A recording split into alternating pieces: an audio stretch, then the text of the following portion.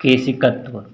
यदि अत्यल्प त्रिज्या की नली, मतलब कोई नली है और उसकी जो त्रिज्या है, यानी उसका जो द्वार है, जो खुला हुआ द्वार है ये, तो इसकी त्रिज्या जो है क्या है, वो बहुत कम है, उसी को हम केस नली कहेंगे। तो अत्यल्प त्रिज्या की कोई नली है, इसी को केस नली कहेंगे।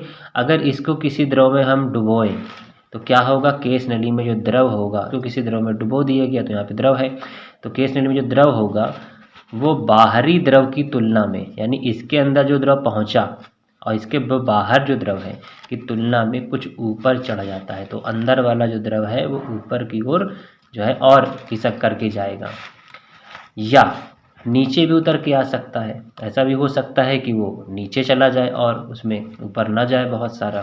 तो ये तो डिपेंड करता है कि केस नली में आप किधर से उसको रख रहे हैं, किसी लिक्विड में। यही जो घटना है वो केशिकत्व कहलाती है। तो इसी तरह से उसका ऊपर या नीचे जाना उस द्रव का केशिकत्व कहलाता है।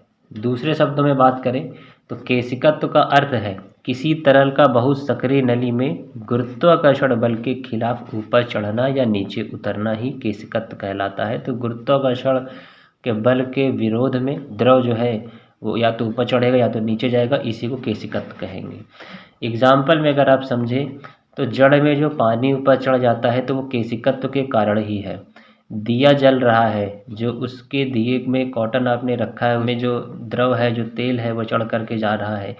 पेन से आप जो लिख पा रहे हैं तो इसमें क्या है, इसमें नीचे की ओर आ रहा है। ये सब इसके उदाहरण हैं। केस नली में द्रव पृष्ठ तनाव के कारण ऊपर चढ़ता है। अब ये जो केस नली में द्रव चढ़ रहा है, इसके पीछे का एक रीज़न है पृष्ठ तनाव।